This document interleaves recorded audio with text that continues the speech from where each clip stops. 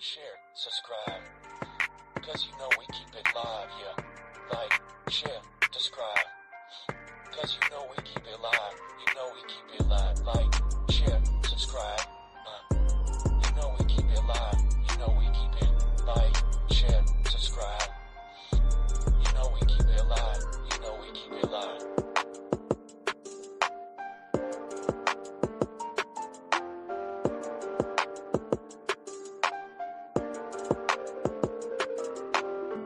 Like, share, subscribe. Cause you know we keep it live, yeah. Like, share, subscribe. Cause you know we keep it live. You know we keep it live. Like, share, subscribe. You know we keep it live. You know we keep it like, share, subscribe. You know we keep it live. You know we keep it live.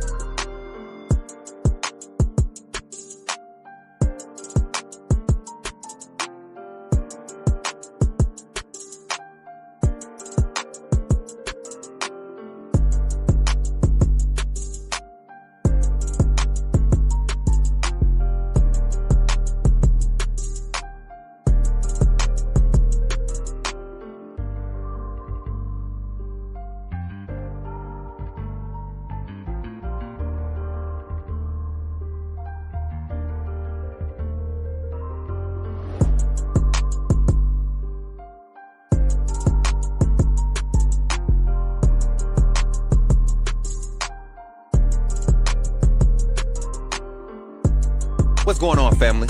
Thank you for tuning in to today's live.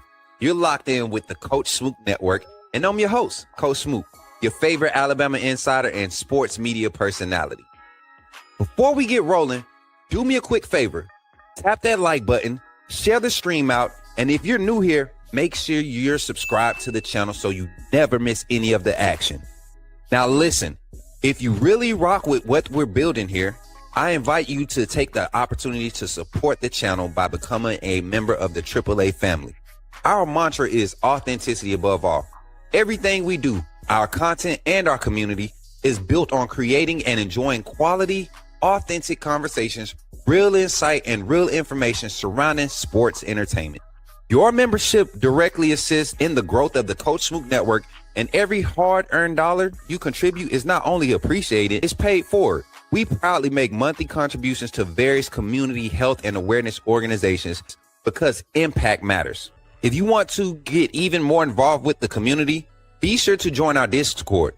You can type the command right now in the live chat or head over to our main YouTube page and click the Linktree link in the description. And for those who want to support the network directly, you can donate through multiple options: Venmo, PayPal, or Cash App. Every bit of support helps us continue to grow and elevate this platform. Thank you all for the love and the support and the energy you bring every single time. Now buckle up because it's time to get into the show. Somebody type it in the chat. Say, put me in the game, Coach Smook. Let's get it.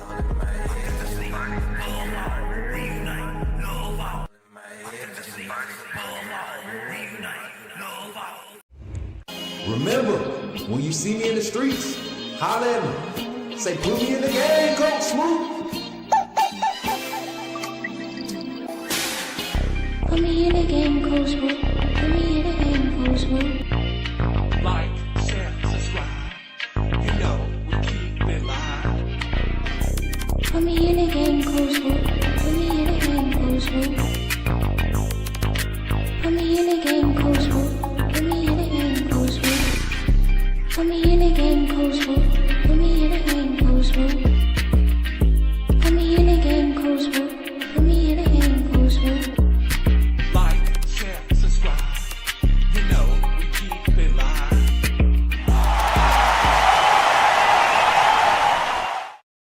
Go AAA family, welcome into the Coach Smook Network. Y'all tapping in live with your boy Coach Smook. Appreciate y'all for tapping in on this Saturday morning. Listen, y'all, we got some fun topics to talk about getting into the offseason. I know y'all ready to get past the basic talk. Y'all tired of seeing every channel do the same thing. So we're going to knock ours out this Saturday, because starting Monday morning with our morning calling show, we're starting a new series, different segments, interactive things with the community. So today I'm going to do my final off-season outlook for Alabama. And then throughout the offseason, we'll have hot topics and conversations to have, interactive conversations. We're going to be expanding past Alabama football talk, integrating all of our opponents. We literally went through the schedule. We even have an Eastern Carolina personality that's going to show up this offseason. So that's why you've seen me kind of taken away from the screen, because not taking a break, but kind of pulling back from being in front of the screen, because I want to connect and bring us more quality, just production and material, man, things to interact with. It's so many copycats out here, and people can say what they want, but it's so many copycats. I didn't realize how many Bama channels are out here, and guys try to act like they don't want to be insiders, but they really want to be where myself and some of the other guys who are actually putting in the work are going. So we gotta try to keep ourselves separated. And I'm not down in anything. I'm just saying I'm ready for a change for the Coach Smook Network, and we've been in that range for a while. My team has been talking about it. So yeah, what's up, Q? What's good, man? Good to see y'all, everybody over there on TikTok. Good to see you. Is that my daughter? Is that my Sanaya tapping in? Hey, baby girl, my baby girl tapping in over there on TikTok, y'all. Y'all give up to my baby. She be supporting her daddy in that Crimson Tide. She love Alabama. She's surrounded by Georgia folks, though. Antonio, appreciate the heart me. Britt, appreciate the heart me over there. Who else been tapped in? Q, I see you, man. My boy at the basement. Yeah. Long time ex-follower. That's what's up, man. Come make sure you subscribe on the YouTube side. If y'all watching on TikTok, make sure y'all please come in and do your daily check-in on YouTube. We need those likes. We need those subscribers. The subscribing to YouTube is absolutely free. You subscribe anywhere, so you're paying. But YouTube uses the term subscribe because that's what they choose to use. It's free. So when we're asking for subscribers on YouTube, I need to make sure that's known, that we're not asking you to pay to support us. Subscribing is just like following on TikTok over here on YouTube. So make sure y'all come and subscribe to the channel. Help us get to our goal of 5K subscribers. I'm telling y'all right now, once we hit 5K, it's going to take off from there. It's going to do work on its own. It's going to continue to talk like they already are. I think we're actually having a lot of heart changes, causing a lot of heart changes in the fan base too. If I'm being honest, it's a lot of people that have been writing over the past months or so, onesies and twosies there. Hey man, I thought I apologize. I said this or whatever. And we like that. We like people starting to embrace the authenticity that we bring. But past that, y'all know we got our off-season topic. We got a new setup. We're going to be trying to run some things differently, just a slightly different, to give y'all just a better on-screen presence. Right? I know how serious I am about giving y'all the best production possible. And at the end of the day, we have an opportunity to make change. So we're doing it. And I appreciate y'all. So with that being said, man, y'all get on here, drop your comments. Let me know where you're watching from as we get ready to roll into our roll call segment here on the Coach Smook Network. I'm excited about having everybody here. I know I've called some of y'all out, but I want y'all to put y'all comments in the chat right now. I got a few peaches left in this cup. So by the time I get done eating these up right here, I want y'all to drop some comments and let me know where you're watching from. You ain't got to give me your address. You know what I'm saying? You ain't got to do all that. Just let your brother know where you, let your nephew, let your brother, let your uncle know where you're watching from, all right? And we're going to get into the show, all right? And Mary J, flash that 15-minute banner for them. I already know people coming in, waking up on Saturday at 2 o'clock, they're going to see that we went live. They're going to be like, why you taking so long to start the show? Because it's a live show. Mary J, can you flash that 15-minute banner, please, ma'am? If you don't mind, if you're watching post live, fast forward 15 to the 15-minute mark, and you will be at the start of the conversation. All right, so we're looking now. Appreciate y'all for tapping in too, man. I see Twitter, y'all pulling up. Don't get quiet. You know what? Let me stop the music real quick. I gotta talk to Twitter real quick. I told y'all, and this is my last warning. It's not a threat. This is all social media. I'm not no street dude or nothing like that. But I told y'all, stop messing with me on Twitter. Y'all know, okay, just so everybody know. I'm a IT geek, right? Like in real life. Like if I'm so serious. If I wanted to like pursue that career of like hacking and all that stuff, I could have did it. Like ask my parents. Before the technology era took over, I always had a knack for information technology. Before they even started saying IT, I was already doing IT stuff. So a lot of y'all with these burners accounts, leave me alone. Okay, that's all I'm gonna say. Is leave me? Yeah, yeah, they heart beating real fast right now. Leave me alone, please. I try to do a little prelude. You be coming on there saying crazy stuff about me, talking about my family and stuff. Stop it. Keep it football. Troll me. Don't be talking about my family. I leave me alone. All right. Amen. All right, let's get back to it. Roll call. Play family. Let's get to it. Where y'all watching from? Q, I got you, man. I gotta let them know, man. You know, I'm not gonna be boxed in by people's opinions ever. I promise you. If it was a certain way to do this and they made me do it a certain way, I probably wouldn't be still doing it. I'm passionate about it because of the freedom and the authenticity I get to do everything that we do on this platform with, whether it's interactive lives, whether it's reporting on Alabama insider news that most people won't get privy to because of their status, because of who they are, or because of who they associate with. I'm out here by myself. People like that. People like that. People like the fact that I'm grinding by myself. Come on, man. Appreciate everybody for tapping in. Appreciate all the live viewers. Run the likes up over there on YouTube. I see y'all tapping in on YouTube. Run them comments up. Man, y'all just got it. Y'all got it, man. Y'all got it. Y'all the squad. I rock with y'all. Go ahead, Mary J. Let's get these comments on the screen. And let's welcome everybody in today here on the Coach Smook Network. Starting with our first comment of today, we got Zach in the chat. What's good, Zach? Roll time, my brother. Britt, what's good, sis? Good to see you. She tapped in on TikTok and YouTube. Family. What's up, Tim Brooks? He said, yes, sir, my guy, top of the morning. What's happening today, family? What's up, Tim Brooks? Good to see you.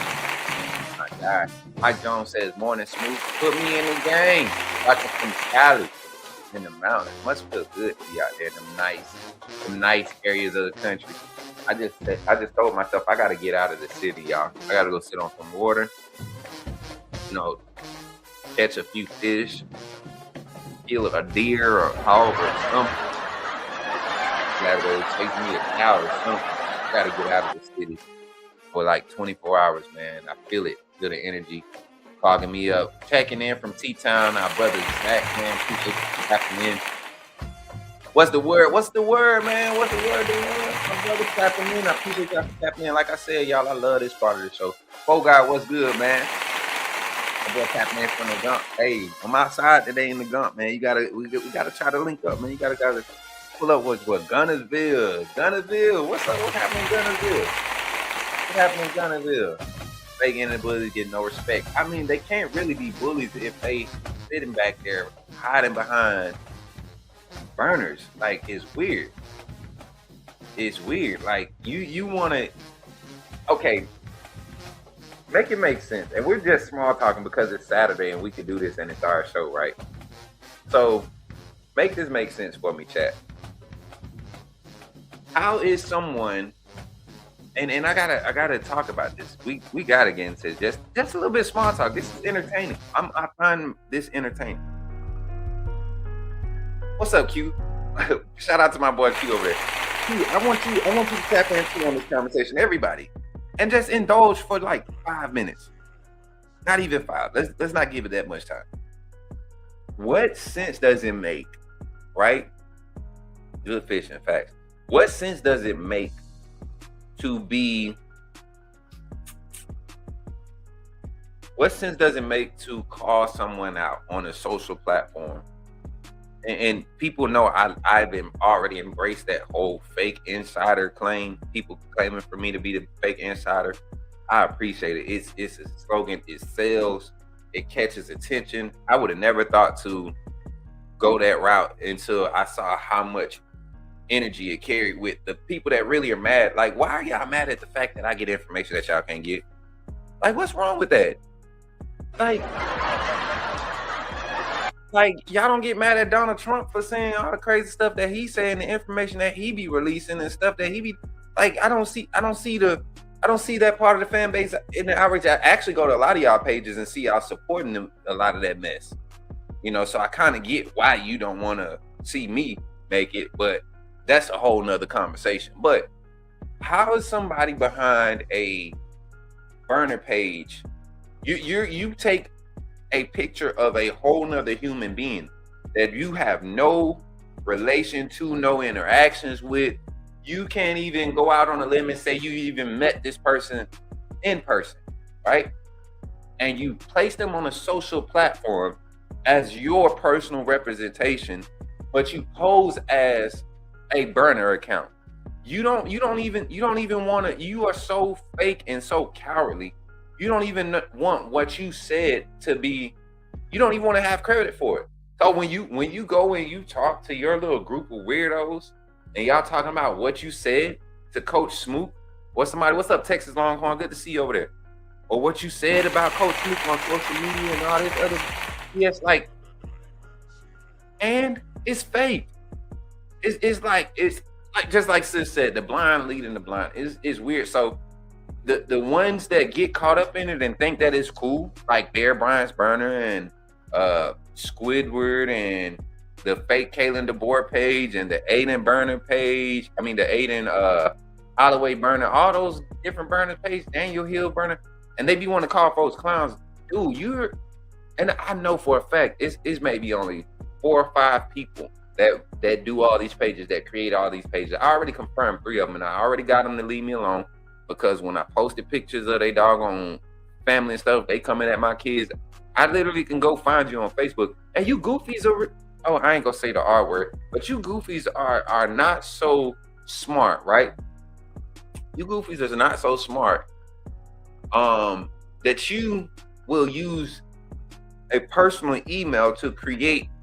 You use the personal email to create your first burner that got blocked. And you all don't know that there's a whole database of where like emails that route and use similar information can be routed. There's only so many emails you can create with fake personal identifiable information, right?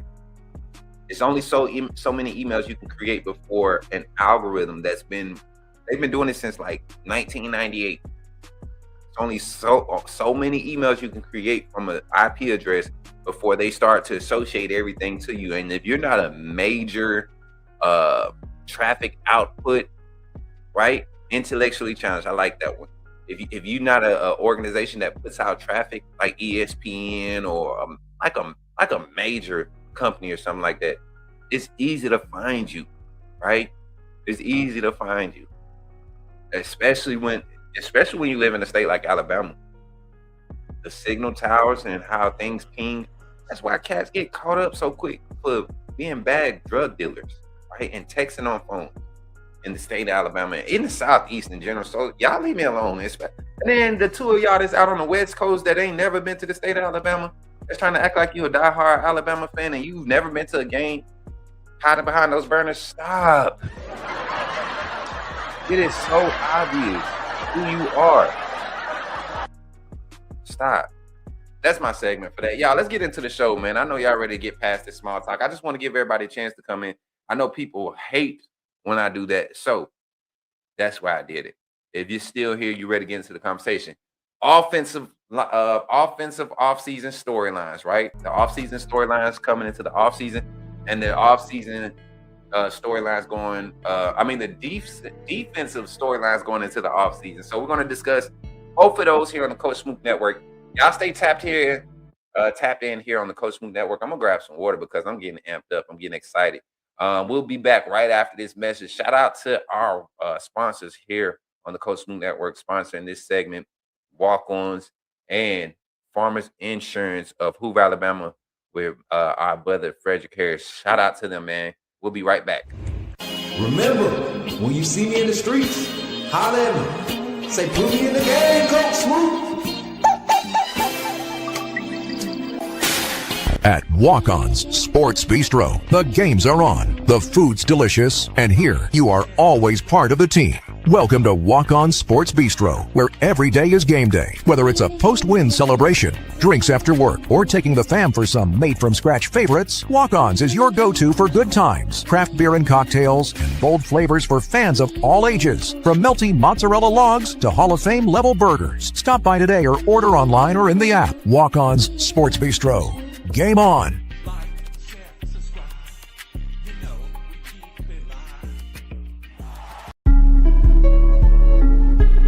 You're talking about Jalen Milroe and the Pips? The perfect weak side linebacker, right? Put him next to the mic. Not going to take us a lot of time, but I want to say that I'm excited about what. Okay, forgive me, my brother. What's on your mind? Oh, I'm good. I'm just still sorry for all the other content creators now that we have this mega star back in our presence. All right, y'all, let's get into the conversation today, man. Mary J, you can move the banner, the top banner. There we go. That's good. I like how this looks. All right, y'all. Appreciate y'all for tapping in once again, and we're gonna get into it, man. The hot storyline going into the offseason. Now, we already talked about the QB battle. We're talking about it, right? We're talking about QB battle. We're talking about offensive line. We're talking about wide receiver drops. We're talking about Ryan Grubb play calling. All of those things are the big topics, and I guarantee you, people are going to find, 9 weeks in the summer, 11 weeks, something like that. I guarantee you, the people that are on panels, that's going to be their recurring storylines, off and on, just the same old topic every morning. And then you might have the guys that act like they know about recruiting, trying to act like they know what's happening with these recruiting or doing recruiting reactions, whatever. But we're doing ours today. So offensive storylines, let's start with it. What are the biggest things or what are the biggest changes we need to see offensively going into the offseason? What are the things that we need to see worked on? I know for one, and let me type this chat. Let me type this poll in the chat. Biggest offensive changes needed. And I want y'all to vote.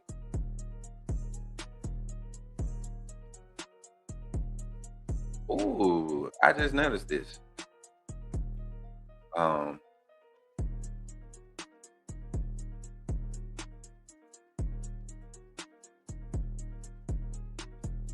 And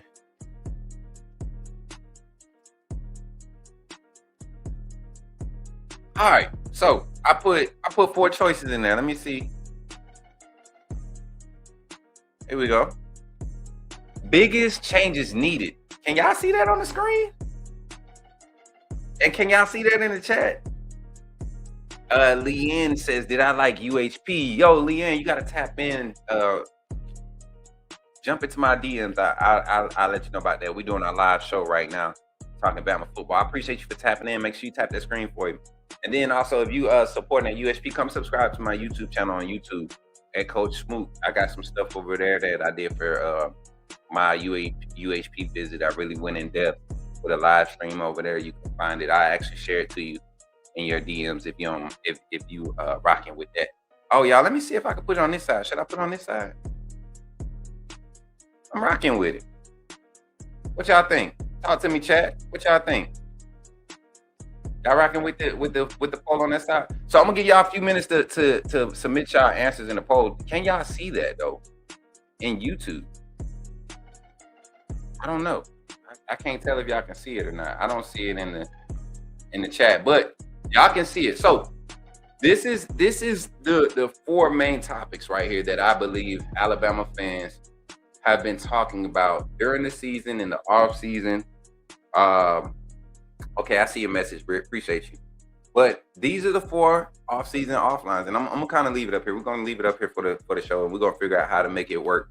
And do everything. So, we got the play caller. I think that was the biggest story off season, postseason, during the season, that was the biggest storyline of the season when it came to the offense.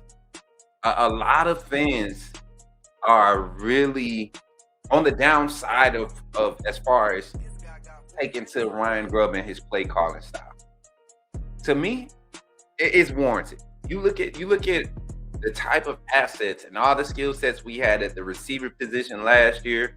You look at the way that the offensive line would block at times in games when you needed to run. You would get an explosive run from Daniel Hill or Jam Miller or even Kevin Riley at points. You get an explosive run and we would go away from the run game, or we would make a tough decision to go for it on 4th and 1, and the style of play that we call would not make sense for the moment, right? And that's where Alabama fans have kind of voiced their opinions, right? They voiced like their discomforts and their disliking of such, right? So I look at it and I say, how do we fix it? I'm not one of the fans that say fire Ryan Grubb. How do we see Ryan Grubb fix this? Well, in this spring camp, we had so many reports of the running back room. Give me a banner up there that says running back rotation.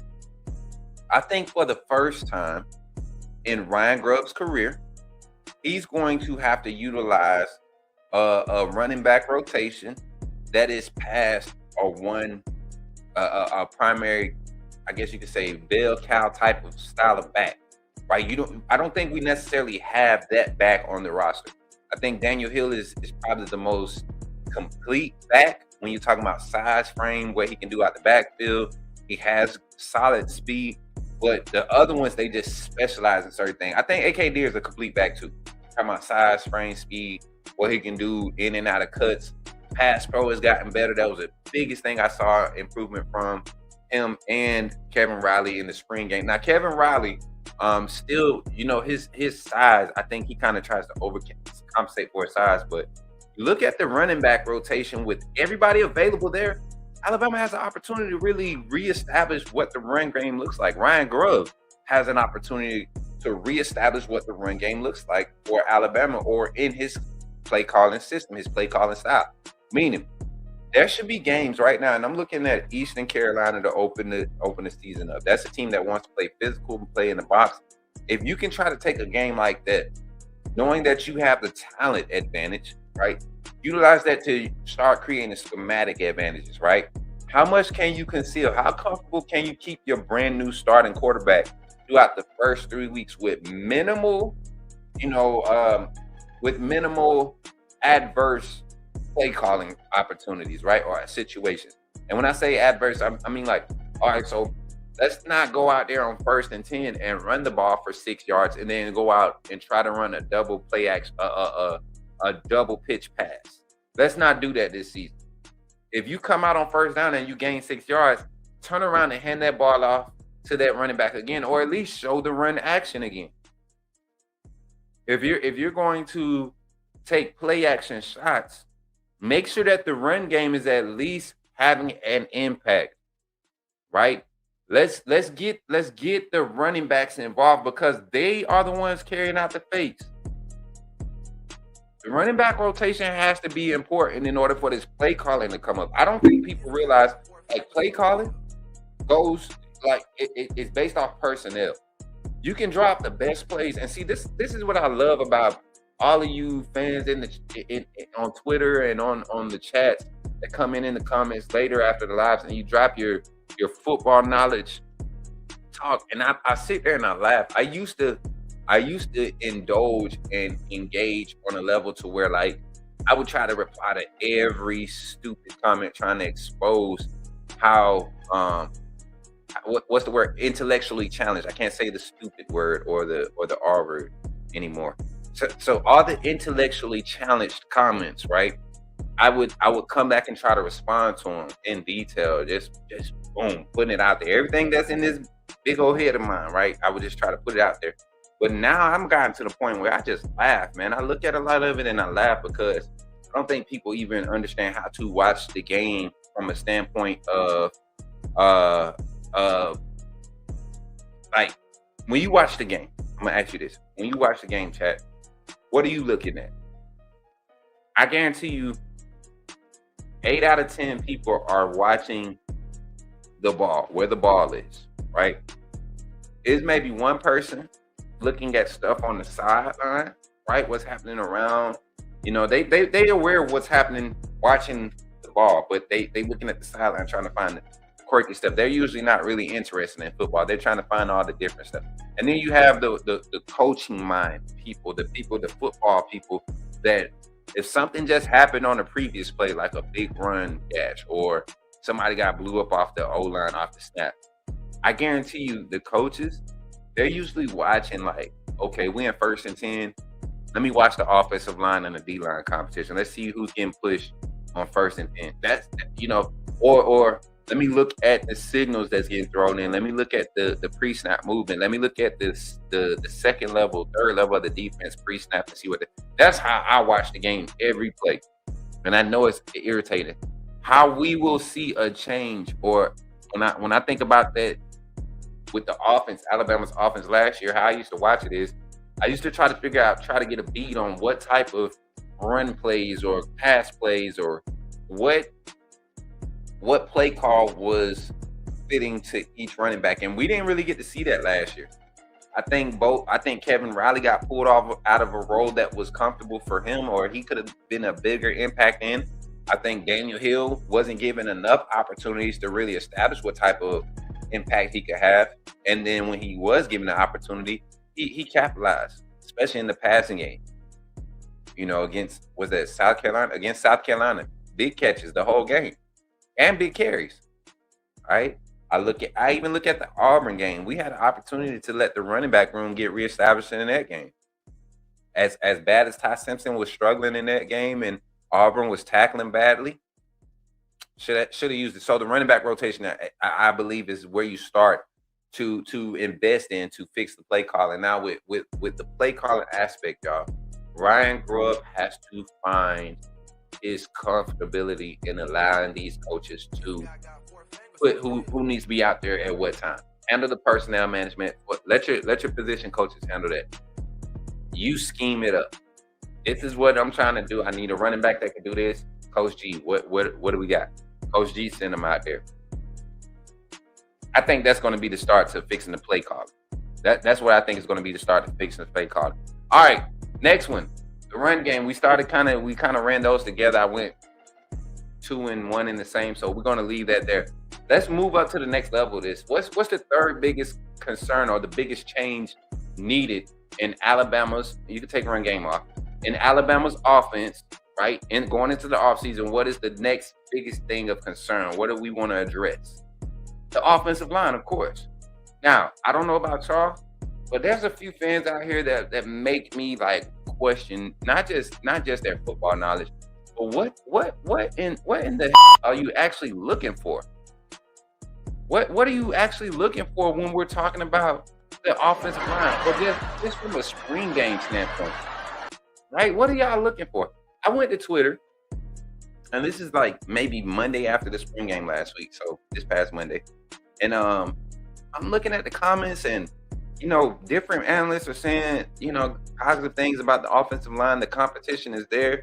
You see the growth. You can see that Coach Clem and I forget the assistant offensive line coach name, but you can see that their impact is already happening, right? You see the young talent that we was able to recruit and maintain from the freshman class from last season, the 26 class, right? I mean, the 25 class. You see those guys already stepping in. You see some guys out of the portal from that class come in and impacting. You see the transfer portal guys coming in and showing their value already. What were we expecting from the spring game? In a controlled scrimmage that day. It was live, but it was definitely controlled. Right? What was you expecting to see? I saw a lot of good one-on-ones. I saw a lot of good back and forth. That looked like I've been seeing all of the comments. I think every position group had a positive spring. I don't think it was a matter of offense and defense winning. I think every position group had a positive spring. You came away feeling good about what you're coming into the offseason with. The offensive line, let's talk about it. The offensive line rotation to me is probably the least of my worries when it comes to this roster. Now, last year we had some issues at tackle that I was worried about. With R&B struggling his first year as a starter, saw him kind of grow at the tackle position, but then really started to see him really find a home at the guard position. Right? I think we have an opportunity to see an offensive line that is the caliber that we saw with and I'm gonna break it down. I'm gonna break it down like this. Let's start with the center position. And Mary J, you could put an offensive line banner up. We're talking offensive line. We have at the center position, I think right now we have set to quality of depth there with guys that can play the center, but I think we have 2 offensive linemen right now on the roster that play center, like they're true centers. They're day one draft prospect style centers. That's the backup Caden Strayhorn, who 72. Is it 79? Is he 79? I think he's 79. 79. Caden Strayhorn. When he was in with some of his first team snaps, right? Or what? It wasn't necessarily first team, but they mixed that offensive lineup. Russell was at quarterback. He was playing center. Carroll was at guard. Haywood was at tackle. They had a crazy athletic offensive lineup out there. Strayhorn, Delgado, you can tell that they both new to the system because they're both moving at a pace that is not super fast, but it allows everything around them to move at a solid pace for the team, for the whole offense as a whole to grow. And I say that because you didn't see a contrast in play calling between first group and second group. So with Coach Saban era, in the Saban era, y'all remember we knew when the backups were in because the play calling would just die down. You saw a whole bunch of handoffs. You saw a whole bunch of, no real highlight plays being able to be created or nothing because it was the backups. Now with the board, you see a lot of best on best competition, level on level, equal level competition, quality competition. That offensive line, you didn't notice, third, 4th team guys, and I ain't gonna say 14 now, I don't think they have that many, but you didn't know notice third team walk on guys until late in the scrimmage, and that was when you had Tawai, the walk on QB Jets and Molly. That's when you had those guys in. You had some guys that usually play guard, they were playing center. Like all of this mix-up stuff just to give guys the opportunity to get on film, right? And possibly make a case for a position change or a position battle push. But at the offensive line, I think our starting offensive line is going to be top 5, top 3. When it comes to those awards, what's the offensive line award? Is it Remington or Outland? One of them, I can't remember. O'Hara. It's one of them guys. They got an award named after him for the offensive line. I feel like this year's offensive line has the makeup for it. You look at left tackle Lloyd Jackson. He kind of reminds you of all of the left tackle sensations that have come through Alabama, and that's a valuable position. Lloyd Jackson, he's been ranked as the top offensive lineman since his sophomore year in his class. So it's usually those guys usually pan out, man. Caden Proctor, I know he struggled through a few systems, but he showcased his value during the pro day, his athleticism. And you're getting the same type of prospect with Lloyd Jackson. I think Lloyd Jackson might be one of the best that we've seen come through Bama when it comes to that tackle position. Then at the guard position, I know everybody's talking about Mal Waldron. We saw Nick Brooks there, still, even though he got a lot of reps at tackle in A-Day scrimmage. I know it was his second scrimmage, he played a lot of guard. So I don't know if that was just a change that they made for the week. But I truly think Mal Waldron has a opportunity in front of him. They're very high on him. To me, it's going to be how he turns it over early in live reps in game. But Will Sanders not Will Sanders. Is it Will Sanders? Yeah. Will Sanders, he'll be back. Will Sanders will be back. And when I say he was a guy that they were not shy about turning to when they need an offensive line replacement last year, I think they'll go here. And then center, like I said, Racine Dalgatti, he's right there. Strayhorn is a quality backup. I think they're going to we won't have issues with depth at the offensive line position this year. Then right guard, something that I've been telling y'all this for the longest, everybody thought I was just talking. He's gonna start at tackle. No, Michael Carroll is a guard at heart. That mauler. See, I think the last set of quality guards that Alabama had, like a tandem of guards, was that year when Darian Dallencourt got hurt. So Jalen Milroe's freshman year. First year started. Saban's last year. When Jaden Roberts and Tyler Booker were the guards on the offensive line, they made up for a lot of what Seth McLaughlin struggled with, right? Because they were just mauling. Just mauling guys. The run game, we did not give the run game enough credit. And Jalen Milroe hurt the run game with a lot of his decision making that year. But that run game was very good because of that guard tandem. I think right now your best guard tandem right now would be, if you ask me, I think your best guard tandem about guys moving guys, you got to put Brooks at left guard. You got to have Michael Carroll at right guard. And then at right tackle, I love what Javen James is doing. To me, that's the right tackle. I know Ty Haywood can play that tackle position, but he's been working at guard. They like what he's doing at guard. You mess around and get Ty Haywood and Michael Carroll as your guard tandem, you're doing some athletic movement there. You're talking about pin and pull system on elite. We'll be doing something there. So I love what the offensive line doing, and that's one of the questions. That's one of the biggest storylines. Offensive line, can they get the best 5 out there? And to me, right now, they have their 4 with Carroll, Jackson Carroll, Elgatti, and then James at right tackle. I think that left guard position is still kind of up for debate between Waldrop and Sanders coming back, and then I still think with Brooks and his size, if that philosophy of that type of guard doesn't work, I think Brooks gets moved right there, week 2, week 3. And then last but not least, for the storylines in the offseason, let's get one last conversation on this. QB1, what's up, Jacob Brooks? Good to see you this morning, man. Good to see you. And y'all, don't get quiet on me in the chat. Continue writing your comments up. I want to see your responses. I know I'm not responding right now, but I will respond here in a few minutes once we get to the end of this segment. And then we'll take a quick break, infomercial break. And once we come back, we'll talk our defensive storyline breakdown. So right now, QB1, everybody saw it for themselves that showed up to the game. I hate that we didn't get to see it. I hate that y'all didn't get to see it live for those that didn't come and that are seeing these clips, because a lot of people are still trying to make, hey, you know what? Analysts, people, I understand everybody wants to be fake mainstream credentialed media and act like they sourced out, but and I'm not taking no shots at nobody. I'm just calling it like I see it. But just because you go out and get somebody that's on a public syndication that credentialed, right, and you get them on your show, don't mean you connected. I promise you.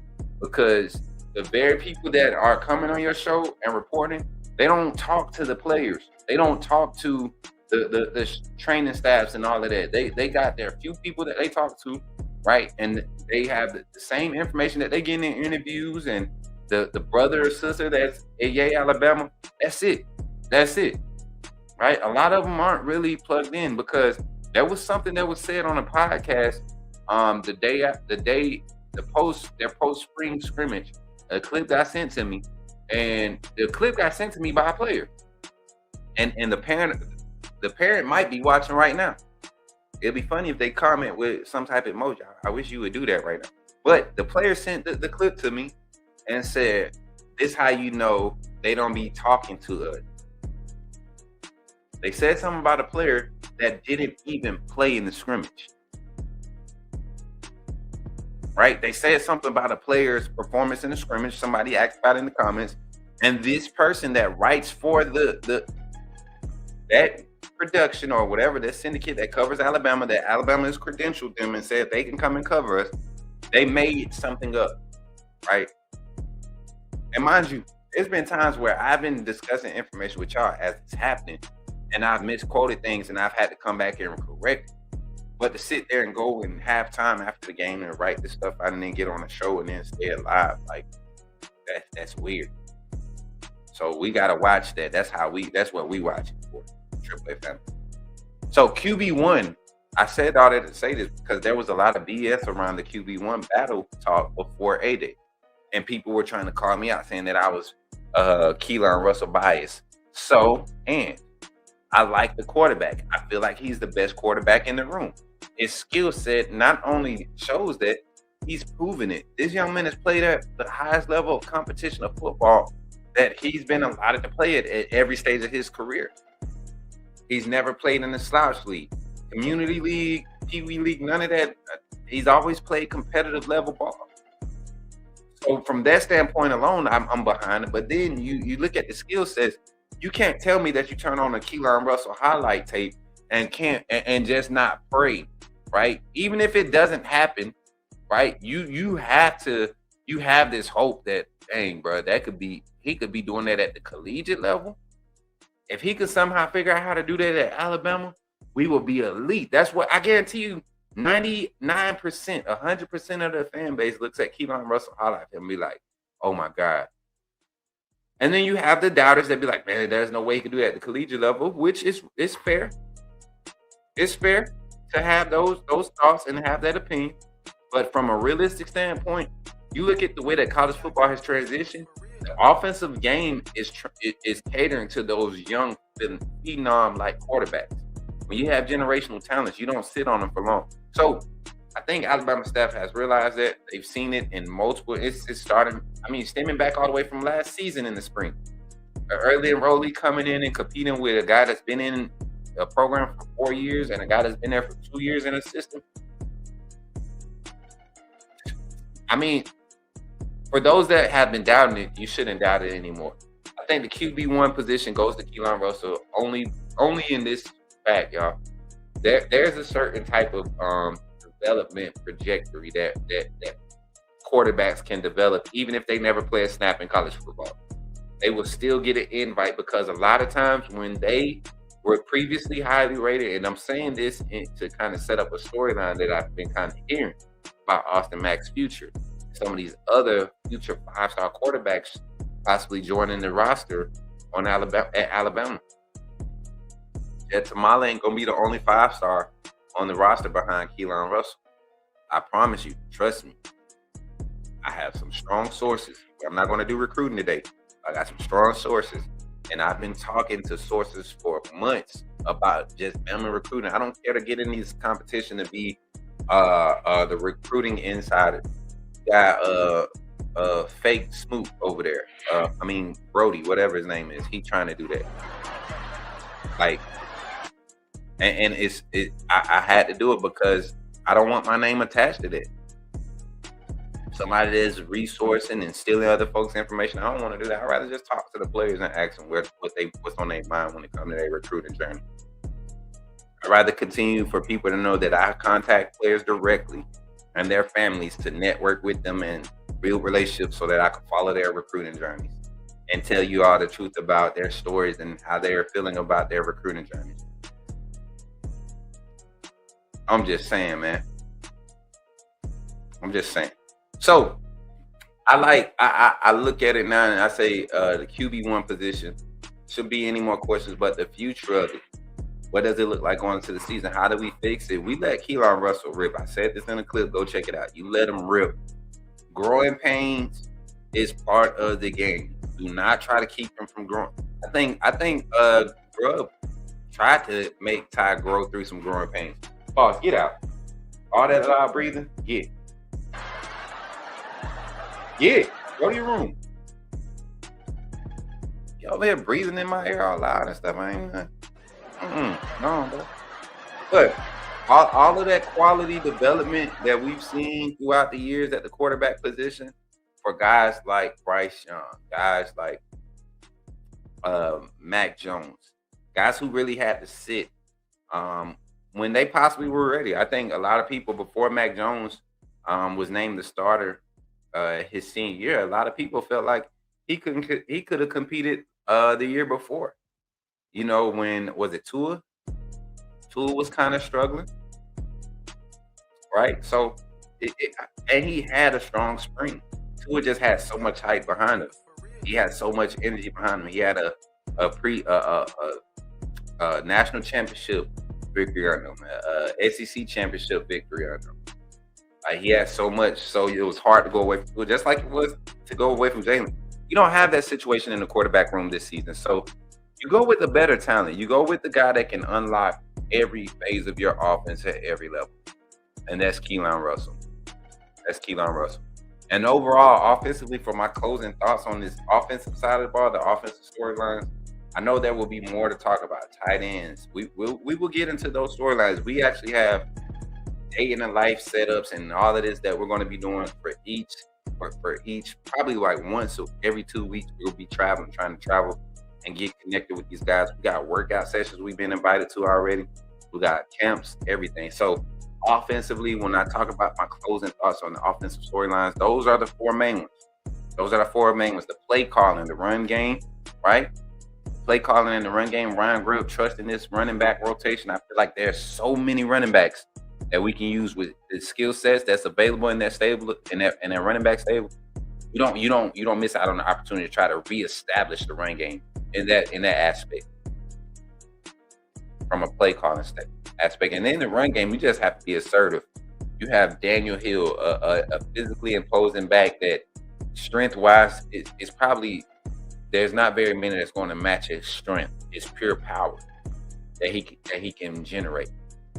Then you got every down type backs like AK Deer. You got change of speed backs like Kevin Riley. You got guys that are really diamonds in the rough or hidden gems in Trayshawn Brown. I wouldn't even call him a diamond in the rough. I think Trayshawn Brown could be impacting anybody's rotation right now across the country. Then you got EJ Crowell. He's going to be recovering from that minor operation he had. I think running back room, you got to give it to him. They just got to have the mentality to be assertive. Then the offensive line, getting the best five out there. I think that, like I've been telling y'all, they're strong with eight or nine guys, but they really want that five, the best five, the most athletic five that can move people off their platforms, that can hold up a line, hold up a pocket, that can get out in space and get a hat on a hat. Guys that are going to be nasty up front, guys that's going to be hustling to the ball, hustling to the line of scrimmage, discipline. And then QB1, y'all know my argument. I just stated it. I don't think I have to restate anything. Mary J, let's get a few comments before we go to our first infomercial break, y'all. Let's see what we got over here. I appreciate y'all for tapping in. TikTok, let me check on y'all real quick before we get on the YouTube side. Let me see. My boy Q over here running the chat. I appreciate you, man. He says, Beast Mode Daniel Hill. There it is. He said, dumb play calls were frustrating, 100%. 4th and 1, we'd run a jet sweep end around, right? It was not all on Jim. I'm assuming you was talking about the run game. Spencer, roll tide, my guy. Appreciate you pulling in. Spencer, you think we missed on overrated 5 stars? What you mean by that? Q, when the phone line opened up, and y'all remember this phone line right here, this phone number, you can call in right now and leave voicemails until we open it up. We're going to have like a 25, 30-minute call-in segment. Everybody going to get 4 or 5 minutes apiece to get on the phone lines to kind of just talk about everything we're talking about today. But you can call in right now if you want to leave a reaction to that segment, offensive storyline segment. Call in, leave a voicemail right now, 334-625-1121. Share your thoughts. We'll play it. We'll play it during the call-in segment. If we don't have a live call, if we don't have nobody calling in, we'll play it. So everybody, that's for everybody on all platforms, Twitter, Facebook, TikTok, Twitch, Kick. That's an opportunity for y'all to interact with the Coach Smook Network. All right, let's get some comments on the screen from YouTube, Mary J. Let's get it going.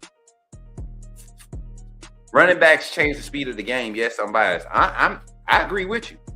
I mean, to me, if you can get your running back right, and I'm gonna say this because the running backs are the closest thing to the quarterback, right?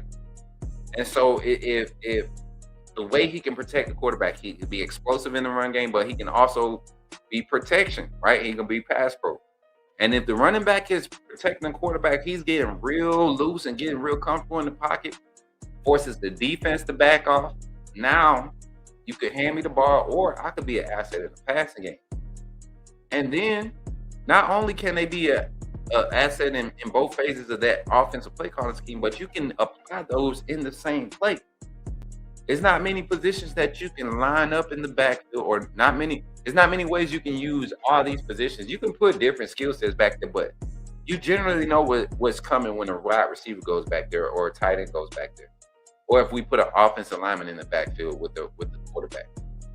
But with the running back, you never know. So yes, they can change the speed because you don't. They're one of those guys. We split our running backs. We put them in the slot. These guys get it all, so I get it. I'm low key surprised some of the offensive position coaches did leave from under Grubb. If I don't have power, he said, surprised did they did. I'm surprised they did. I'm surprised more didn't. Based off the rumors that we were hearing, and like I said, that's something that I want to confirm on my own. I don't care to hear rumors anymore about it. I want to confirm on my own. And I'm not saying that my sources are the people that revealed that to me weren't legit.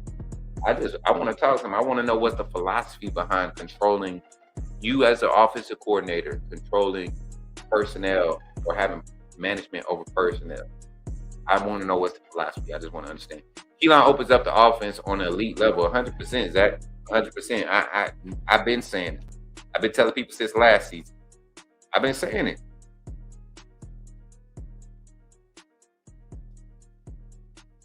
My guy Jacob Brooks saying, "What's up, Coach Smook?" What's up, Jacob? Welcome in, brother. Welcome in.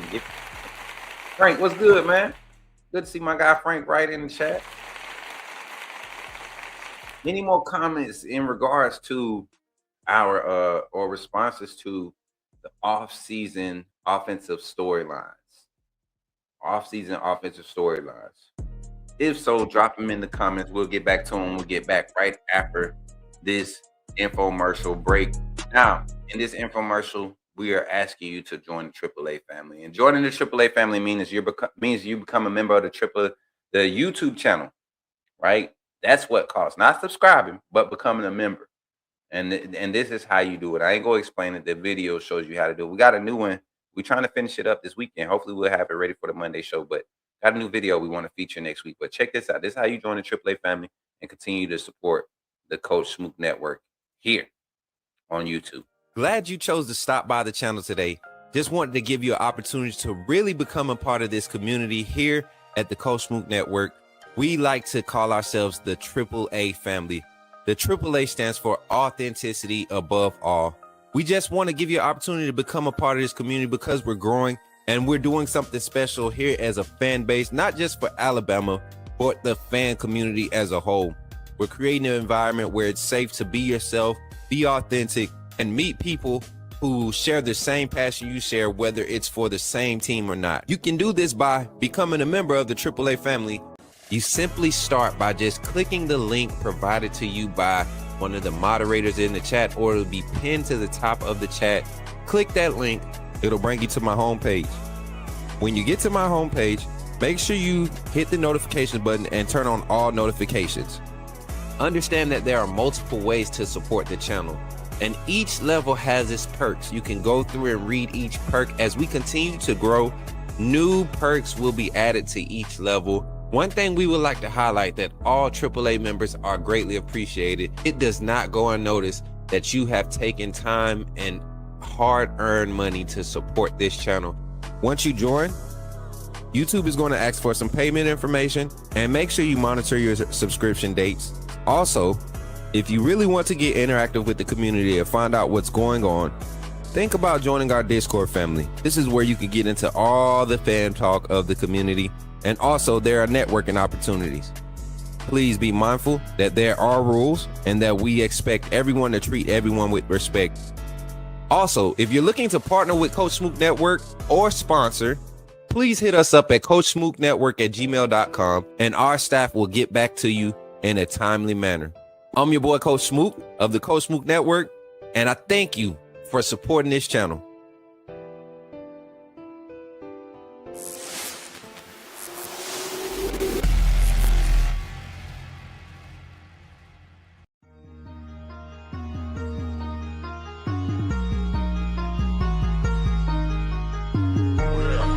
Better go subscribe. YouTube, roll with the tide. I'm down in the gun with Coach Smook. Through the game, roll tide, roll tide. Better go subscribe. TikTok,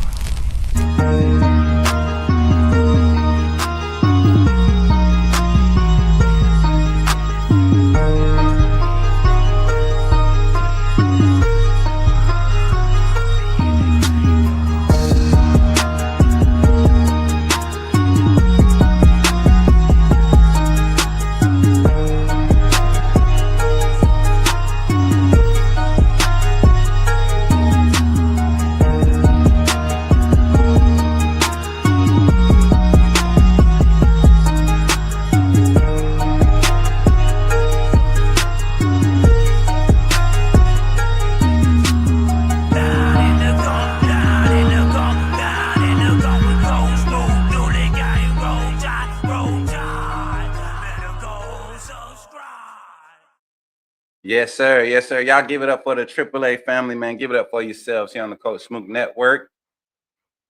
What happened to my with the audio? We good? Amanda, you good back there? Hmm? Okay. All right. Wake up. Wake up. We back. We back. All right, y'all. I want to give a shout out to our new sponsors.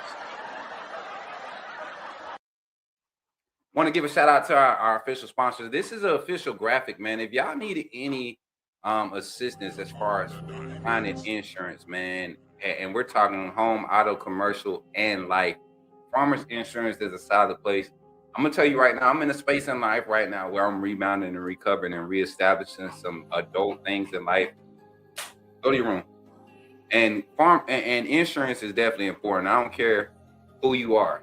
If you're struggling financially in life, you can find an insurance policy. And Farmers has created some rates for me. Fred, my brother, has created some rates for me. That right now, home is the only thing that I need. Rental and but the auto and commercial for the growth of the Coach Smook Network is going to come in handy as we continue to grow. We want to protect all the assets that we have. And even with me being a military veteran, I have another life insurance policy, but I'm looking at just doing some adult things in life, and we can't wait to the last minute to do a lot of this stuff. I know a lot of us have stories of family members that didn't have life insurance, and certain things happen, and unfortunate events happen where you couldn't afford a proper burial, and you had to rush things, and it provided stress. And past their life, things you're still holding on to and living with because of not having life insurance. So if you need that, make sure y'all check out our official sponsors, one of our official sponsors, who are the sponsor of this next segment, Frederick Harrison and Farmers Insurance, Hoover, Alabama. We appreciate you for supporting the Coach Smook Network. Y'all give it up for our brother Frederick Harris, man. Appreciate you, man. And going into our next segment, man, we want to talk about this from a stance of just this is probably the best thing happening for Alabama right now, and that's our defensive presence. Last season, I know it kind of hit a fizzling point last season at one point where we saw a lot of injuries and a lot of young guys get inserted. But honestly, when the young guys got inserted, that's when we saw the best production. I think we saw it fizzle out when the older guys, the veterans, came back, and we saw the lack of energy, the lack of intensity. So I think this year, with a lot of those young guys being forced into leadership roles, right, and being asked to be more impactful rotational players, I think we're going to see a more elite defense. Kane Womack, to me, has, above all other staff hires, right? I think Freddie Roach and keeping Coach G was a huge thing for Coach DeBoer, but getting Kane Womack to be the play caller for his defense, I think, is a huge thing. I love Chuck Morrell. I think he's doing good developing the inside linebacker room, but play calling wise, Kane Womack is starting to evolve. He's giving me Kirby Smart like energy with how he's evolving. Every year, Kirby just continued to ascend. But what Kirby had was his time at LSU with Coach Saban. He had that close interpersonal growth with Coach Saban.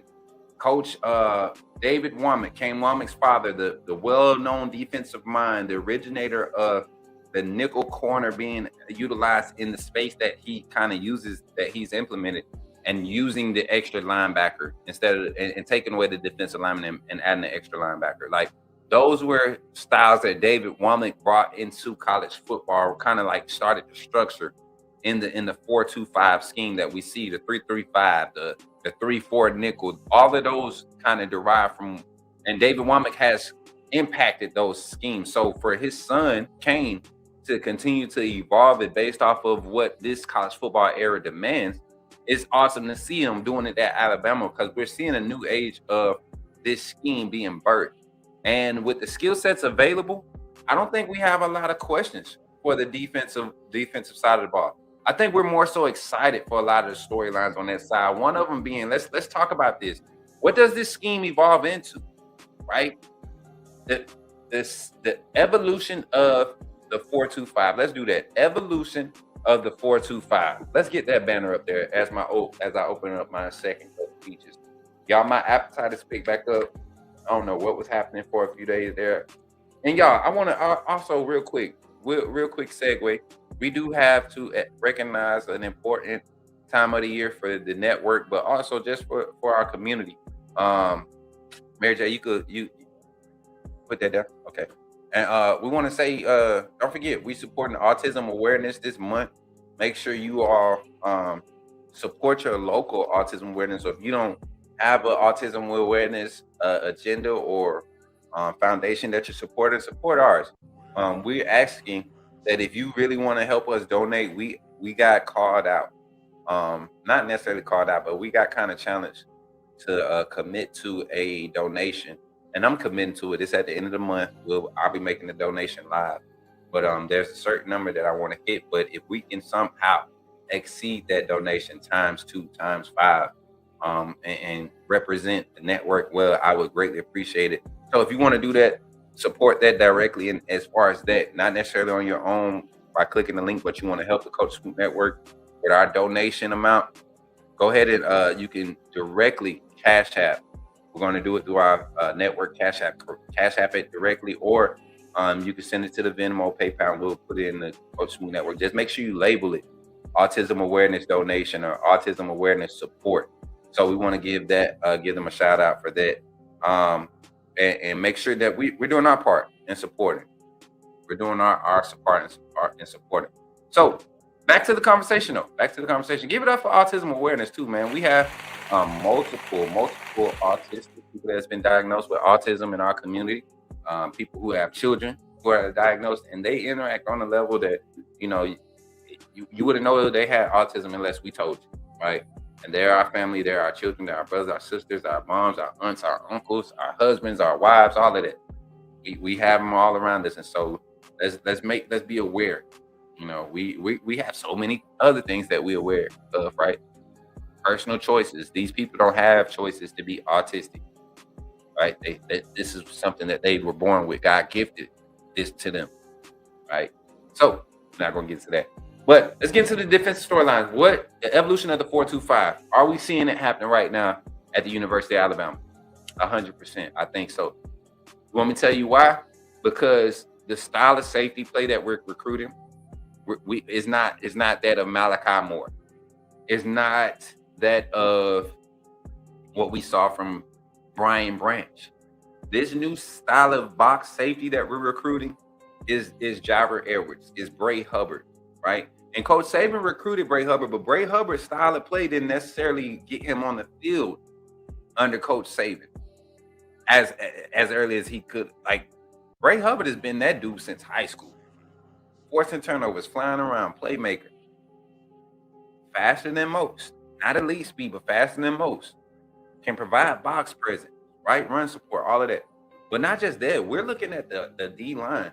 A lot of people want to argue and say that Kane Womack runs more of a 3-3-5. If you go look at Coach Saban, when teams come out in a certain formation, you have to compensate for the skill sets on field. Why would I need 4 defensive linemen on the field, right? If there's 4 wide receivers on the field, I need an extra DB. I'm not putting my linebackers out there in space to get ate up. And so do we see the evolution of it? Because yes, we do. We're asking smaller guys like inside linebackers to be more of run containment assets because they're taking on the guards. They're taking on the tackle. They're filling those gaps. And it's not nothing new. It's just the way that they're doing it. You have maybe in this scheme, you're going to have 1-2 gap asset on the D front. Very seldomly will you see 3 guys go 2 gap type concept or assignment, right? So you're seeing the evolution of it, the way that we're going to be shooting gaps and the type of pressure we're going to have to be able to apply with our front 3 and our front 4. That's the evolution of this, with the way that Kane Womack is scheming it up. Stunts and stuff are getting really extravagant. Those D-line twists and stunts that we see from different coordinators designing, different D-line coaches designing, they're getting extravagant. So you can see why a lot of offensive lines are taking 1 or 2 years, to get that cohesion together, because they're seeing so many different things nowadays.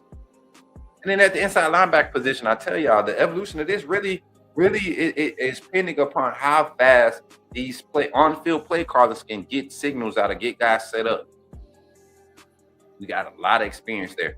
And then at the secondary, you got to have guys that can break on the ball in the air and that can tackle well in space. You got to have safeties that understand they are an important factor as far as their gap filling, their run gap filling, containment, and assignments.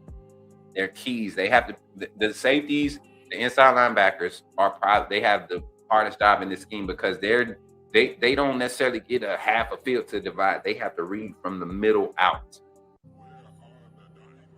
So that's what you see with the evolution of this scheme. The next thing, who's going to impact the scheme this year? I think year 3 under Kane Womack, we're going to see a true impact on the scheme because of the D-line transfers that we got. Impact of the portal. Impact of the portal. That's the next topic. That's the title. That's the banner I want. Impact of the portal. Let's start off. I think the biggest portal ad right now that we've gotten on the defensive side, to me personally, was Desmond Umanzulu. I think he's going to be the biggest impact. He might not start, but because of the quality, depth, and pass rush ability that he's going to provide behind Yanze, with Justin, with Desmond, Damon Tompkins coming off of one of those edges. Who else is in our edge rushing room coming off the edge? Caleb Smith is going to be in that room. You got 5 assets, I truly believe, that can provide some quality edge containment and pass rush. And then we saw Kane Womack using those inside linebackers, walking them down the crowded line of scrimmage, bringing them off the edge and their speed, forcing those big corners and defensive backs to press up and be aggressive and be physical with the receivers, right? So this year, where's the biggest impact? I honestly believe it's coming from that D line. Terrence Green is going to be an instant impact type of guy for us.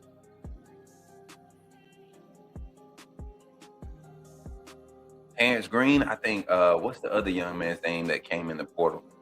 The other defensive line. You had Devin Tompkins, Terrence Green. Who else? He had a solid 8A game too. I'm tripping. Let me pull my doggone thing up. I think those are the only 2 transfers because I think I was more so just looking at Beeman and how healthy he looked.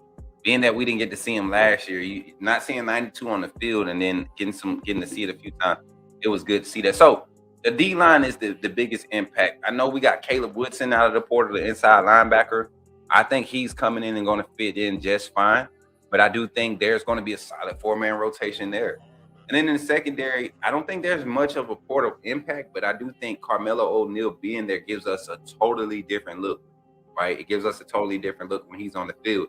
You see his size when he's on the field, and you can tell that he's still trying to get comfortable in this scheme. This is a new scheme for him. But with the guys in front of him, he's going to have space. You know, in the boundary, you have more space for mishaps in the boundary. Deshaun Jones with that nickel corner spot, you don't have a lot of space for mishaps. That's too much open space in the middle of the field to be having mishaps. And your safeties and inside linebackers, I already told you, they got other assignments. That nickel corner is important. So guys like Chuck McDonald stepping up, being able to play that spot and be on the boundary, Red Morgan being your starter there, it keeps guys like O'Neal who can be natural big body DBs on the boundary. Dijon Lee, Xavier Brown, Jordan Edmonds, Zion Gibson. All of these cover assets on the boundary. They get to do that because of the rotation you have. So the portal has beefed up the D-line where we needed that type of impact, and the inside linebacker room. That's where we needed the biggest impact, but it's also provided quality depth. We saw Cam Calhoun come out the portal last year, kind of like O'Neal and Sherman did. Highly rated guys that should be on the field, and he didn't necessarily make it onto the field because of development behind him, right? I don't think we fall into that this year. Jordan Edmonds and Zion Gibson, they're both going to be impact rotational players their second year. Redshirt freshman year. This year, they're going to have an opportunity to develop their frames, their bodies, on call, of course. But yeah, I think they understand they understand the mission as far as their trajectory and their growth. All right, and then the impact of the portal. Not only does that impact the roster or the defense production, I think with the portal, because you went out and got quality assets in the portal, you're getting to see some young players rise, some young rising stars on the defense, right? Let's talk about young defensive rising stars. Young defensive rising stars. The first one I want to talk about, y'all saw him in the A-Day game. Y'all been hearing about him. And that's the true freshman defensive lineman, Mari Johnson from Alabama. I think Mari, to me, will be in a similar situation like London Simmons. Interior presence, guy that's hard to keep from, getting to the quarterback, and he's just making big plays. Every time you talk about Mari Johnson, he's making a big play. You talk about freshmen. Everybody was asking who 41 is. I don't know if y'all forgot about my boy, but Jamarian Matthews, I told y'all, stop acting like y'all don't know that Coach Smook got an eye for the game. Every player that I've talked about when it came to Alabama's recruiting that I said would be a day one starter, people started questioning me when I was talking about Rico Scott, right? And how much potential he had. And then they even questioned me about the fact that Latsier Brooks was the 3-star, right? And I said that he's going to be a day one impact guy when he gets to Alabama. This was going into his junior year before the Latsier Brooks hype, right? Before all of the everything that these other channels was trying to put out there, we were talking about it. And I said the same thing. Everybody talking about Zay Griffin. Zay Griffin's going to be great. That's obvious. But why ain't nobody talking about Jamarian Matthews? They played on the same squad. Jam put in work too. So if you watch the spring game and you looking at why it looked like Nakai Hill Green is still on campus, may not be the same frame. He's still going to develop. I think Jam's going to be bigger than Nakai. I think Nakai was what, 6'1", 245. Jam going to be about 6'3", 255, 260 when he get done. A guy that can play the inside linebacker, can play bandit, he can give you wolf, right? We saw him working off the edge this past scrimmage. Jamarian Matthews. Don't say Coach Smook didn't tell you. If you see 41 on the field at some point in the season, because we're not seeing hustle, we're not seeing an edge rush get off block, 41 will get an opportunity. He was very disruptive. Him and Mari Johnson, both of them freshman impact players. I think they will see at some point in the season. At some point, if we're struggling defensive line rotation wise, those four will get an opportunity to burn that freshman year. They could play in 4 games in the regular season without burning their red shirt, and then they can be available in the playoffs with their red shirt. That's the good thing about this rule. I like that because you're allowing young guys to develop, and then if you're saying they're not ready for the first 12 games of the season, right? You're giving them opportunities. Okay, they only if they play one snap, it goes against them in any regular season game. So if they get in for 2 or 3 snaps and you're like, they ain't ready, that's one chance. 2 weeks later, they get an opportunity, they ain't ready, that's 2 chances. Third time, they might hit at the right time. And it might be a game where your second or third string guy in front of them is playing, and they're needing the reps, right? They're needing the rest. And you need this freshman to go in and play 3 or 4 snaps a game for the rest of the season. And those 3 or 4 snaps, he's getting comfortable. So you end up having to leave him out there for 8 snaps. And then you get your starter back, and you get to the playoffs, and you need a change of speed, you need energy. You got to rely on Coach Smook. Go ahead, break it down. But Mari Johnson. And then what's the other freshman on the defensive side? Of course. Now we're not on impact and portal. We're on freshman impact now, Mary J. Freshman impact. Jaira Edwards, the biggest name right now on the defensive side that everybody's talking about. 162, 222 pounds. He's just as big as some of the linebackers, right? But you saw it. You saw 10 everywhere during the scrimmage against 1s and 2s. So that lets you know that they have a real big plan for Jaira Edwards. I think he's an immediate impact and somebody that's kind of hovering under their radar that was everywhere. I don't know if y'all paid attention, but Rael Kelly, told you, Mr. R. Kelly, that 24 at safety. I know he got hurt, right? Was that 24 or 29? Got had a little stinger, but you're talking about range, coverage, recovery. I like Rael Kelly. We got a lot of speed in the secondary. I think Zion Gibson and Jordan Edmonds are going to be great assets. Defensively, though, I think your freshman impact comes from Mari, Jam. I think he's going to – and I haven't said much about Zay Hall, but him and Griffin, they're the future. I would love for us to have an opportunity to where we don't need to use them this year. And preferably, I know Griffin. I feel like I got a good relationship with Griffin and his camp to know that he's committed to Alabama. As long as nothing drastic changes with his trajectory, he's 3-4 years minimum, right? 3 years minimum at Bama for Griffin, right? Zay Hall, same thing. Very quiet, in-state kid, in-town kid. A guy that understands he's underrated because of the lack of exposure, but knows that he can compete on this level. It's proven it in this spring. Those two are the future. You brought them in together. You would love to see them be somewhat like what you want from QB and AJ and Luke. You want them to be that start of that next trio of guys. Right? And we're going to be talking about some recruiting. There's 2 inside linebacker recruits in the 28 class that I think Alabama is targeting to bring in to be the next tandem of inside linebackers. You're going to see this staff continue to recruit like that. And it's smart. You want to get guys that can play together. Guys that have similar skill sets in that inside linebacker room, right? You saw Jefferson and Lawson, similar skill sets. Nakai Hill-Green, he was more so of the tracker, the catch dog for that group. I think in this scheme, in this rotation, your guys are Caleb and QB. No, I think your guys are Caleb and Luke, right? And I think your tracker is Luke. I'll even go as far as say, I would think your guys are QB and Abdul, and your tracker is Luke. I mean, your tracker is QB, and your guys are Luke and Abdul Sanders. And your tracker is QB. I know QB's the more veteran presence, but I think he's your tracker.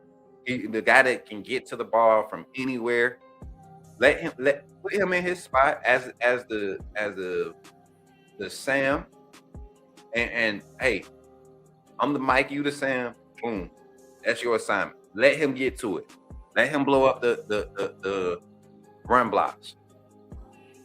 But those freshmen, Zay Hall and Zay Griffin, I think their future is very bright. They're the fully evolved version of what Kane Womack was the inside linebacker room to look like in this scheme. That's what I see when I talk about them. And then on the offensive side, freshman impact, Sadarian Morgan, watch him. Any struggle in the run game, Trayshawn Brown's going to get an opportunity. EJ Crowell, they're going to get opportunities. Any slight struggle, extensive struggle, Trayshawn Brown and EJ Crowell, watch them. And then offensive line, I don't see these guys having to get an opportunity this year. I think what's in front of them is just going to allow them to continue to develop. But guys that I think we'll see will have that freshman impact if they get opportunities. Will be the true freshman offensive lineman. Bryson Cooley, the tackle, 63.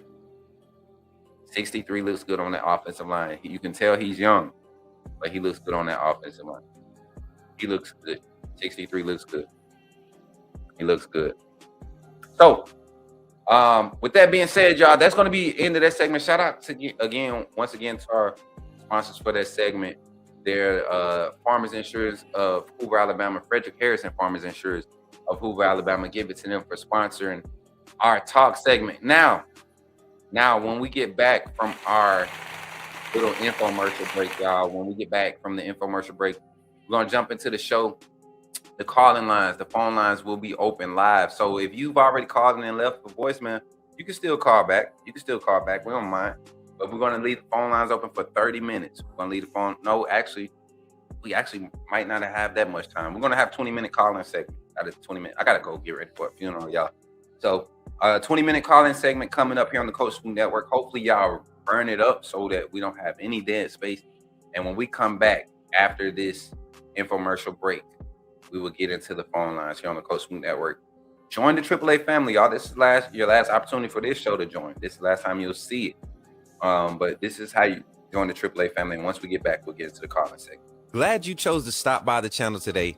Just wanted to give you an opportunity to really become a part of this community here at the Coach Smook Network.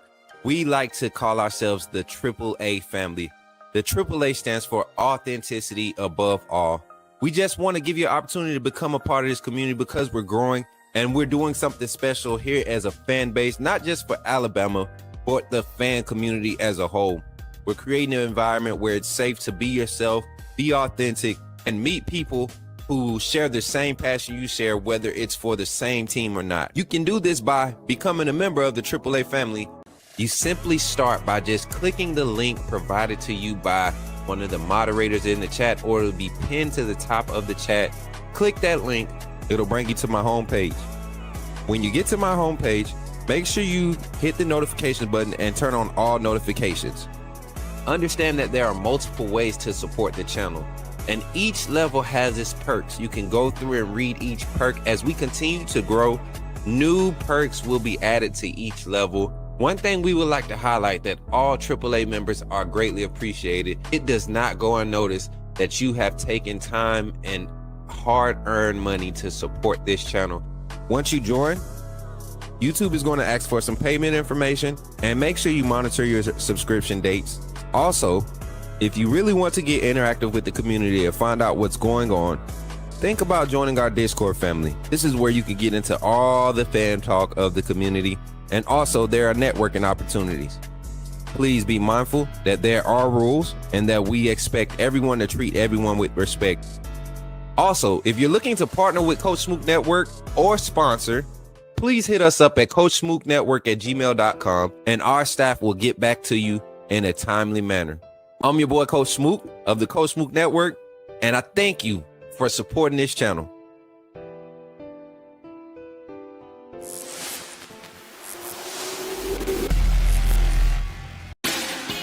Put me in the game, Coach Smook. Put me in the game, Coach Smook. Like, share, subscribe. You know we keep it live.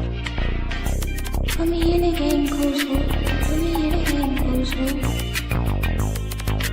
Put me in the game, Coach Smook. Put me in the game, Coach Smook. Put me in the game, Coach Smook. Put me in the game, Coach Smook. Put me in the game, Coach Smook. Put me in the game, Coach Smook. Like, share, subscribe. You know we keep it live.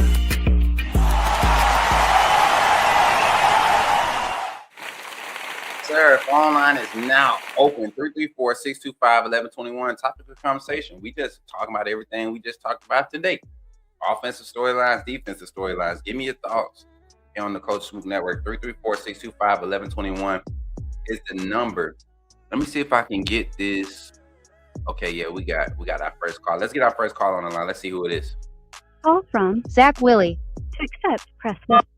Yo, Zach, what's up, man? You in the game with Coach Smook? Talk to me, man. Y'all give it up for Zach. Good morning, Coach Smook and the AAA family. How are y'all doing this morning? Going pretty good, man. Talk to me, man. What's on your mind today, brother?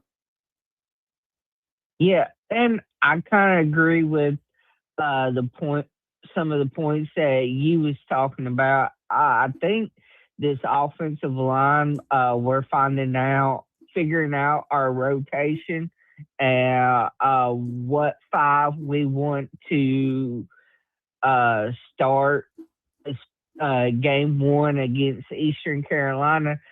Yes, are we still getting learning each other, and because we brought in a lot of new pieces? Yeah, but that's expected. On the defensive side of the ball, Desmond from South Carolina, he brings an intensity that we have been missing off the edge. You know, that Terrence Green and London Simmons this season, I think, bringing it, hold down the middle, you know, that interior on the D-line. And Yonze, I think will be his breakout year to be able to fully utilize his skill sets this year, because he kind of got thrown into it last year because of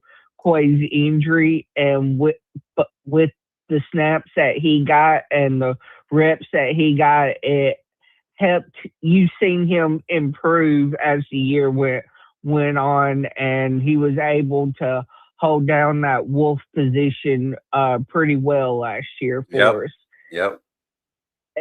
And I mean, I'm hyped about the secondary, a true no-fly zone now that Deshaun Jones ain't there, because he was our weak link last year, and I mean, you would see him make a play, and then you would brag on him, and then he would make 5 or 6 bad plays right after that. Yeah, I just started shutting my mouth after a while. Yeah, it was like, what is going on? So I just, in this running back room, I think with A.K. Deer and Daniel Hill, with Daniel Hill losing that 10 to 15 pounds that he needed to lose, I think it creates him to be more explosive in the run game this year. And I believe the offensive line's going to come along. Like we're still getting familiar with each other and building the cohesiveness that we need, because we got some guys that are still learning the offense, right. And learning the pass and run blocking scheme that we utilize here at Alabama now with Ryan Grove. And I think Ryan Grubb will be, with Keelan, it opens up a lot more than with Ty or Austin. And so we can truly utilize the vertical passing game with Keelan to open up the run game, right. And create those explosives. Because we did not have that last year at all, and that's what hurt our run game so much, is because the defense wasn't scared of the pass, so they was able to load the box, and it made it difficult to run the ball when we did run the ball. And when we did have explosive plays, we went away from it, Facts. And so it with everything that I have seen at A-Day this year and the emphasis on the pass and run blocking, the emphasis in the run game, the emphasis in the vertical passing game, it just opens up so much more of this offense that could really make us a dangerous offense, combined with the level of defensive play that we have seen in the spring. Facts. Facts. I'm right there with you, Zach. With everything that you're saying, I do believe that more so than ever this season, you got to take advantage of the opportunities ahead. With this schedule, how it's laid out, the middle gauntlet, it's one of those things, man. That to me, this is the championship schedule, right? You get the right test to keep your team at the level of focus that you want a national championship team. Like, I do believe there's going to be some tough tests, week 6, week 7, but that's the time of the season you want guys to stay on their P's and Q's, because usually around that time of year, 8-0 teams, that's when they slouch. They start to get complacent. So this is going to be a test for the season. Final thoughts, Zach. Final thoughts going into the close of this call-in. Yeah, guys, just keep working hard and preparing for fall camp, and good luck this year. And let's go out there and bring home a SEC championship and a national championship this year. Roll Tide. Roll Tide, Zach. Y'all give it up for my boy Zach, man. My guy. Phone line is open. We got time for one more call, y'all. Then I gotta get out to the show. 334-625. I gotta get to the show, to the funeral. 334-625-1121. Phone line is open. Share your thoughts. Share your thoughts here on the Coach Smook Network. And once again, our calling segment is sponsored by none other than First Place Barbering here in Montgomery, Alabama. Y'all give it up for our sponsors here on the Coach Smook Network. First Place Barbering here in Montgomery, Alabama. Got to make a trip around there next week, y'all. I don't know. I might need to let it get a little bit more thick up top and keep this type of style for a little while. And them low cuts, it was thin up top, boy. I'm almost 40, y'all. I'm getting up there. It's happening. Schedules like this can be very good, but at the same time, they could cause team fatigue if not managed well. Let's look at it. Let's talk about that because it's Saturday and we can do that. We got about 5 minutes to talk about Alabama 2025 or 2026. I'm sorry. Let me pull that back up. And I don't know. This is, to me, the stretch where it's happening at, and I'm talking about South Carolina week 4, right? Week 4, South Carolina is at home. You go to Starkville. I think we got a nice setup for that, right? We're set up nicely for that. Host Georgia at home. As tough of a game as that's going to be, you're at home. That makes it a little bit more in our favor. At Tennessee, I think Tennessee is going to be a lot more competitive than what people are giving them credit for offensively. So defensively, I think that's the game where we kind of come out defensively on the road, lean on the defense. That's the time where you expect Keelan and this offense to start kind of finding identity. You're talking about week 7, game 7 of the season. That's identity week, right? 7-8 is identity week. 6-8 is identity week. Then you host A&M at home, and then you're back at LSU. So that South Carolina to Vanderbilt stretch or LSU stretch is really tough for me. I do think Vanderbilt will be a game, but I don't see them on the same caliber as that stretch. But that's a tough stretch. And you got to think, this year they did add another conference game because, now it's 9. So let me make sure I count 1, 2, 3, 4, 5, 6, 7, 8, 9 conference games, right? And then we host Auburn at home for the Iron Bowl this year. So I don't think this is one that kind of gets you off balance. I think that where the games fall is what helps us in this season, on this season schedule. So 334-625-1121. We got about 3 more minutes. If anybody wants to call in, get your last final thoughts in, let me know. We got time for one more call. Zach left a voicemail. And let me see what Zach's voicemail said. Let's see what it said, y'all. Hey, Coach Smook. This is Zach Willie. Put me in the game. I just wanted to leave you a voicemail.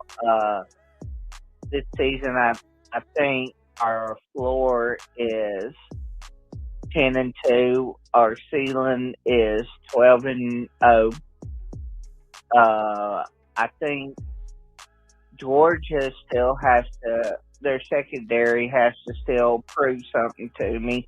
T-Rob has to prove that he can develop that secondary room, kind of like how we discussed Freddie Roach the other day. And also, I also see us making a national championship appearance, if not winning the national championship this year. Bro Todd, you and my AAA family, love you guys. Bye. All right, Zach, I'll give it up for Zach. Yeah, I like that. So, and that's what we want to do. We want to give people opportunity. We don't have to respond to that. I just want to see how it sounded. That was really good, Zach. Good call, good voicemail. Make sure if y'all want to do that, it's the same number. Leave your voicemail. You don't have to be live on the show. I know a lot of y'all are nervous about being live on the show, but you don't have to do it. So, with that being said, y'all, we're gonna go ahead and transition up out of here, y'all, and get out for this live, man. We got things to do today, and I'm excited, man. I'm excited about next week. Hopefully, I can finish these intros and stuff for next week. We got a lot of work to do. Go to your room. We got a lot of work to do, chat. So y'all stay tapped in with us here on the Coach Smook Network, and we'll get ready to get up out of here. All right, y'all? Let's do it. All right, family. That's going to do it for today's show here on the Coach Smook Network. Once again, I'm your host, Coach Smook, your favorite Alabama insider and sports media personality. And I truly appreciate every one of you for rocking with us today. Before you head out, make sure you like this video, share it with somebody who needs to be a part of this conversation. And if you haven't already, subscribe to the channel so you stay locked in with everything we've got coming your way. We're trying to reach some goals here. And if you believe in what we're building here, I encourage you to take that next step and become a member of the AAA family. Remember, our mantra is authenticity above all. This community is built on real conversations and real insight and real information surrounding sports entertainment. Your membership directly supports the growth of the Coach Smook Network, and every hard-earned dollar contributed is not only appreciated, it's paid for through our monthly contributions to community health and awareness organizations. So you're not just supporting a YouTube channel, you're supporting a cause. Also, don't forget to check out the Coach Smook merch. We've got hats, t-shirts, hoodies, and more. It's a great way to show love and support for the network and rep the brand wherever you go. You can find the merch link in our main YouTube page and in the description. Put me in the game, coach. And if you want to stay connected and get more involved with the community, be sure to join the Discord. Just type the command in the live chat or head over to our main YouTube page and click the Linktree link in the description. You can also stay connected with us directly for collaborations, appearances, community service opportunities, and business inquiries by emailing us at coachsmooknetwork@gmail.com. Our staff will respond in a timely manner. And for those who want to show additional love, you can always donate directly to the Coach Smook Network through Venmo, PayPal, or a Cash App. Every bit of support helps us continue to grow and elevate this platform. We also want to send a huge thank you to our sponsors and partners: Walk On Sports Bistro, Sports Info Solutions, Helping Hands LLC, Men of Standard Executive Security, Goomba Bully Killnos, and most of all, the AAA family. None of this is possible without you. Once again, thank you for all your support, the energy, and the authenticity you bring to the space. Until next time, family, stay safe, stay locked in, and when you see me in the streets, holla at me and say, put me in the game, Coach Smook. Catch you on the next one.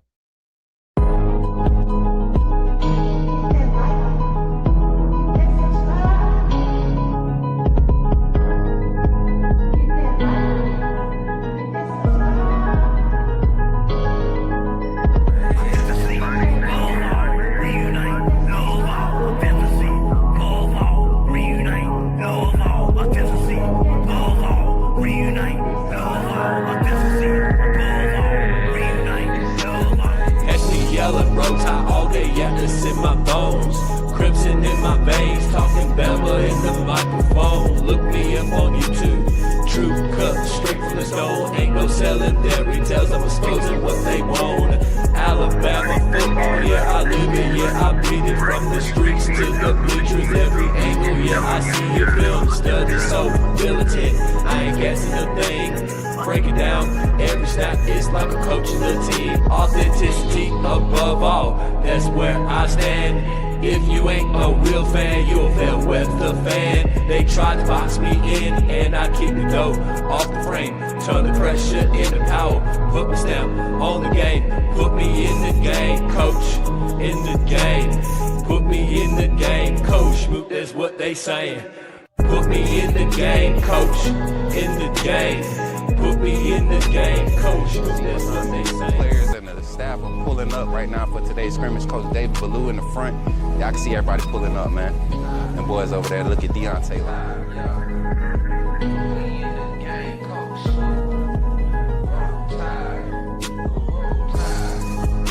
Hey, y'all, I'm walking out of Walmart. Hey, what's your name, bro? Man, my name Michael McKinney, man. I'm a true Alabama fan, and this man does a good job on his podcast. What's up, bro? Reviewing Alabama football. Keep doing what you're doing, man. Appreciate that, bro. Roll Tide, man.